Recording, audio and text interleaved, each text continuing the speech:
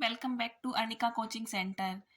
आज हमारी ये वीडियो का पार्ट नंबर 4 है। अगर आपने इससे पहले पार्ट 1, पार्ट 2 और पार्ट 3 नहीं देखे हैं तो जल्दी से जाकर पहले उन्हें देख लीजिए। और हाँ, जल्दी से लाइक कीजिए और सब्सक्राइब कीजिए। तो चलिए हम स्टार्ट करते हैं अपने 18th क्वेश्चन से। In the given figure, angle P is equal to 70 degree and RT is parallel to PQ. If angle TRS is equal to 40 degree, find the other two angles of the triangle PQR. क्या है हमारे पास जो हमारी ये R T है line, वो हमारी किसके पैरेलल है? पी क्यू के। ठीक है, और हमें एंगल क्यू और एंगल आर हमें क्या करने हैं? फाइंड आउट करने हैं। तो देखिए इसका सॉल्यूशन क्या कैसे करेंगे हमने क्या लिखा? Since R T is parallel to P Q, तो हमारी जो क्यू आर है वो हमारी क्या है? एक ट्रांसवर्सल लाइन है। तो एंगल क्यू और एंगल जो आर है हमारे पास, ये है हमारे पास क्या बन जाएंगे? Corresponding angle. क्या बन जाएंगे हमारे पास? Corresponding angle. तो angle P Q R is equal to angle T R S. Reason हमने दे दिया। अब हमारे पास ये एंगल गिवन है 40 डिग्री, तो एंगल पी क्यू आर हमारे पास क्या आ जाएगा? 40 डिग्री आ जाएगा। तो इसकी वैल्यू हमने फाइंड आउट कर ली। अब एंगल पी हमारे पास गिवन है, तो in we know that in a triangle all the sum of all the angles is 180 degree. So angle P plus angle Q plus angle R is equal to 180 degree.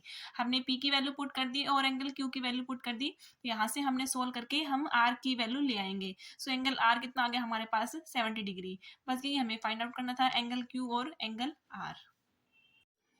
18th question के option में दिया हुआ है ये question, इसको भी हम देख लेते हैं। In the given figure A B is parallel to D E, find the angle A C D. क्या है? ए बी जो लाइन है हमारी वो किसके पैरेलल है? डी ई के। और हमें एंगल कौन सा फाइंड आउट करना है? ए सी और डी, हमें ये वाला एंगल फाइंड आउट करना है। तो देखिए इसका सॉल्यूशन हम कैसे करते हैं। हमने क्या लिखा? Since A B is parallel to D E, जो ए बी है हमारे पास वो किसके पैरेलल है? डीई के। और जो हमारी ए ही है वो क्या है? ट्रांसवर्सल लाइन है। So this angle is equal to this angle because these are alternate interior angle. तो ये हमारे पास 35 डिग्री दिया हुआ है, तो यहाँ से हमारे पास एंगल डीई ए बी कितना आ जाएगा? 35 डिग्री। तो हमने लिख लिया angle B A E is equal to angle D E A because these are alternate interior angle, hence angle D E A is equal to 35 degree. अब हमने इस एंगल को फाइंड आउट कर लिया है, ये हमारे पास गिवन है कितना? 53 डिग्री। अब हम इस एंगल को फाइंड आउट कर लेते हैं। किससे करेंगे हम? एंगल सम प्रॉपर्टी से। ये क्या है? हमारे पास ट्रायंगल है, तो sum of all the angles is 180 degree. So angle D plus angle E plus angle C is equal to 180 degree. D की वैल्यू हमारे पास कितनी है? 53 डिग्री। और एंगल ही हमने अभी कितना फाइंड आउट किया है? 35 degree plus angle C is equal to 180 degree. तो यहाँ से हमारे पास सोल्व करने के बाद एंगल सी की वैल्यू कितनी आ गई है? 92 डिग्री। अब हमारे पास इस एंगल की वैल्यू कितनी आ गई? 92 डिग्री। और हमें इसकी वैल्यू निकालनी है। And we know that this angle and this angle are making linear pair. ये एंगल क्या है? लीनियर पेयर बनाने, क्योंकि एक स्ट्रेट लाइन है और टोटल हमारा एंगल कितना बनेगा? 180 डिग्री। तो ये हमने 92 डिग्री फाइंड आउट कर लिया है। तो इसकी वैल्यू क्या निकल जाएगी हमारे पास से? कैसे निकालेंगे? Angle A C D plus angle D C E is equal to 180 degree. तो हमने डी सी ई की वैल्यू पुट कर दी कितनी? 92 degree is equal to 180 degree. तो यहाँ से हमारे पास एंगल ए सी डी कितना आ गया हमारे पास? 180 degree minus 92 degree is equal to 88 degree. तो यहाँ से हमारे पास इसकी वैल्यू कितनी आ गई? 88 degree. This is our answer. ठीक है, अब देखो नेक्स्ट क्वेश्चन क्या है। 19th question, the perimeter of a trapezium is 104 metre, its non parallel sides are 18 metre and 22 metre and altitude is 16 metre. Find the area of trapezium. क्या है? Trapezium का हमें क्या दे दिया? हमें पैरामीटर गिवन है और इसकी नॉन पैरेलल साइड्स गिवन है और हमें ऑल्टीट्यूड गिवन है। हमें बताना है एरिया क्या निकलेगा ट्रेपीजियम का। तो कैसे सोल्व करेंगे हम इसको? हमने लिख लिया perimeter of trapezium is equal to 104 metre. ये हमने इसकी फिगर ड्रॉ कर ली है। तो A B plus D C plus A D plus B C कितना आएगा हमारे पास? टोटल कितना है? 104। अब हमारे पास ये हमारी क्या है? नॉन पैरेलल साइड्स है और ये हमारी पैरेलल साइड्स है। तो हमने नॉन पैरेलल साइड्स की वैल्यू पुट कर दी, कितनी है? 18 और 22। तो A B plus D C plus 18 plus 22 is equal to 104। तो A B plus D C इसकी वैल्यू कितनी आ गई हमारे पास सोल्व करके? 64 मीटर। ये क्या है हमारे पास? Sum of the parallel sides. ये हमारी क्या है? ए बी और डी सी पैरेलल साइड है ना। तो A B plus D C is equal to 64 metre आ गया हमारे पास। अब हमें पता है इसका फॉर्मूला क्या होता है एरिया ऑफ ट्रेपीजियम का। Area of trapezium is equal to 1/2 into sum of parallel sides multiply में हाइट, मतलब जो हमारा ऑल्टीट्यूड है, इज इक्वल टू 1/2। अब देखो सम ऑफ पैरेलल साइड कितना है 64, तो हमने 64 रख दिया, और h हमारा ऑल्टीट्यूड कितना है 16, तो हमने इसको 2 से कैंसिल आउट करके 8 कर दिया, और यहाँ से हमारे पास कितना निकल गया 512 मीटर स्क्वायर। तो हमारे पास एरिया ऑफ ट्रेपेजियम कितना आ गया 512 मीटर स्क्वायर। 19th क्वेश्चन के ऑप्शन में जो क्वेश्चन दिया हुआ है उसको देख लेते हैं हम। How many soap cakes each measuring 7 centimeter multiply 5 centimeter multiply 2.5 centimeter can be placed in a box of size 56 centimeter multiply 40 centimeter multiply 25 centimeter। हमें क्या निकालना है कि हमारे पास गिवन क्या है, एक बॉक्स है, उसका हमें मेजरमेंट दे दिया, ठीक है, मतलब वो जो क्यूबॉइड की शेप में है उसका हमें मेजरमेंट दिया हुआ है, लेंथ ब्रेड्थ और हाइट। और ऐसे ही हमारे पास एक सोप केक की क्या दी हुई है, मेजरमेंट दी हुई है 7, 5 और 2.5। तो हमें बताना है कि ऐसे कितने नंबर ऑफ सोप केक बनेंगे कि जो उस बॉक्स में प्लेस किए जा सकते हो। तो नंबर ऑफ सोप केक कैसे निकालेंगे हम, जो हमारे बॉक्स का जो मेजरमेंट है मतलब उसका वॉल्यूम निकालेंगे, उसको हम डिवाइड कर देंगे किसके, जो एक सोप केक है उसके वॉल्यूम से। तो हमने इसको इससे डिवाइड कर दिया और सोल्व करके हमारे पास क्या आ गया आंसर 640। तो ऐसे नंबर ऑफ सोप केक कितने आएंगे उसमें, उस बॉक्स के अंदर कितने आएंगे 640 सोप केक उसके अंदर आएंगे। So 640 is our answer. 20 question है हमारे पास।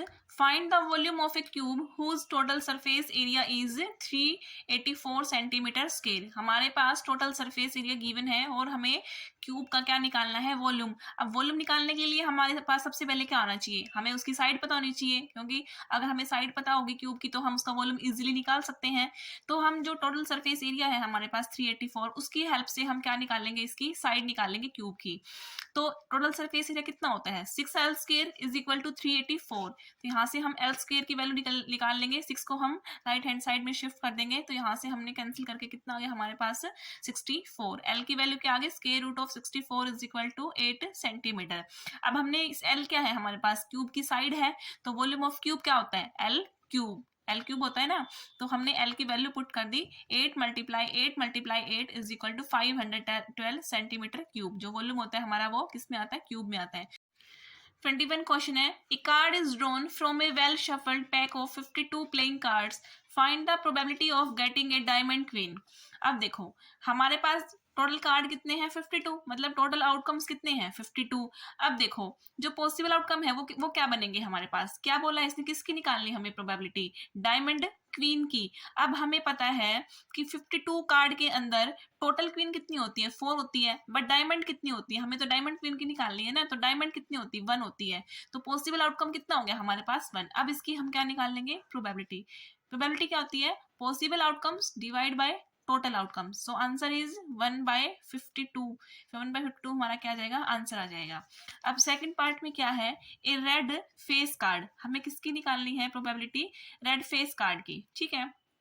अब देखो हमारे पास फेस कार्ड कितने होते हैं, कितने होते हैं हमारे पास फेस कार्ड टोटल, मतलब किंग क्वीन और किंग नहीं सॉरी जैक क्वीन और किंग, ये 3 कार्ड होते हैं हमारे पास जो फेस कार्ड होते हैं, ठीक है।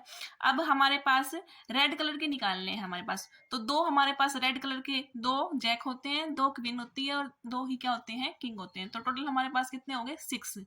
तो possible outcome of red face card कितने हो गए हमारे पास 6 हो गए, और टोटल कितने हैं 52। तो ऐसे ही हमारे पास probability of red face card क्या आ जाएगी 6 डिवाइड बाई 52। सो हमने सोल्व करके इसको क्या आ गया हमारे पास आंसर 3/26। 3/26 is the answer.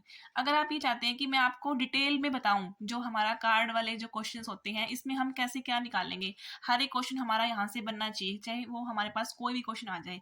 तो अगर आप चाहते हैं कि मैं आपको डिटेल में एक वीडियो बना के दूं तो प्लीज मुझे कमेंट करके। तो चलिए नेक्स्ट क्वेश्चन देख लेते हैं, सेक्शन 4। अब यहाँ से हमारा सेक्शन 4 स्टार्ट हो गया है। Question number 22, find the least number which must be subtracted from 7581 to obtain a perfect square, also find the square root of the number so obtained. हमें क्या निकालना है, एक लीस्ट नंबर निकालना है जिसे हमें इसको इस नंबर में से सब्ट्रैक्ट करना है, किस चीज के लिए, उसे हमें क्या बनाना है सब्ट्रैक्ट करके एक परफेक्ट स्क्वायर बनाना है।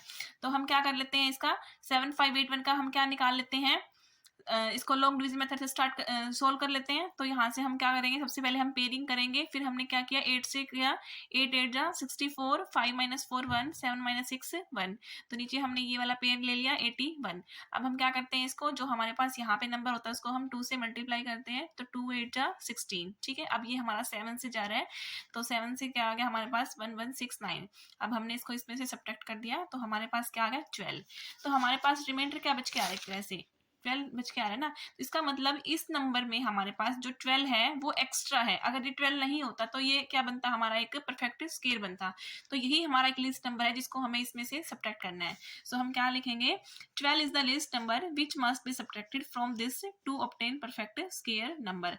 और हमें नंबर भी फाइंड आउट करना है, तो हमने क्या किया, इस नंबर में से हमने 12 को माइनस कर दिया, तो हमारे पास क्या आ गया 7569।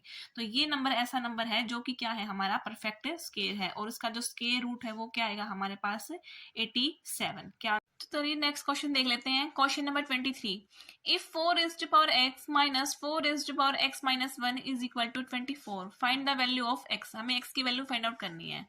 अब देखो हम इसे कैसे सोल्व करेंगे। अब देखो हमें इन दोनों में क्या दिख रहा है, हमें 4 की पावर x जो है दोनों में कॉमन निकल रहा है, तो हम क्या कर लेते हैं 4 raised to power x को हम कॉमन निकाल लेते हैं। जब हमने इसमें से इसको बाहर कॉमन निकाला तो यहाँ पे हमारे पास क्या लेफ्ट है 1 1 1 रह गया हमारे पास, माइनस साइन। अब देखो यहाँ पे 4 की पावर x है और 4 की पावर -1 है, तो हमने 4 की पावर x को हमने बाहर निकाल लिया, तो अंदर क्या रह गया हमारे पास 4 raised to power -1। तो यहाँ पे क्या आ गया 4 raised to power x into 1 minus 4 raised to power -1 is equal to 24। अब इसको सोल्व कर लेते हैं further. 4 raised to power x 1 minus, अब हमने क्या किया, इसको पॉजिटिव बनाने के लिए हम इसको नीचे लेके गए, तो नीचे लेके जाएंगे तो इसकी जो पावर है -1 वो नीचे के क्या हो जाएगी, पॉजिटिव हो जाएगी। सो 1/4 हो जाएगा इज इक्वल टू 24। अब हमने क्या कर लिया, इसका एलशियम ले लिया। 4 हमारे पास एलशियम है, तो 4 raised to power x into 4 - 1 is equal to 24। अब यहाँ से क्या आएगा 3/4, हम इसको राइट हैंड साइड में लेके जाएंगे तो क्या बन जाएगा 4/3। अब हमने इसको कैंसिल कर दिया, तो यहाँ से हमारे पास सोल्व करके क्या आ रहा है 32। अब देखो यहाँ जो 32 है हमारा 4 की पावर में तो नहीं बन रहा है, तो हम क्या कर लेते हैं, इसको हम 4 को भी 2 की पावर में कन्वर्ट कर लेते हैं। 2 raised to power 2 क्या होता है 4, तो हमने क्या लिख लिया इसको 2 raised to power 2x is equal to, और 32 क्या होता है हमारे पास 2 की पावर 5। अब हमारे दोनों साइड क्या है, बेस सेम है, तो हम पावर को इक्वेट कर सकते हैं। So that is 2x is equal to 5, और यहाँ से हमारे पास। जल्द ही मिलते हैं एक नई वीडियो के साथ। Thank you so much, bye bye.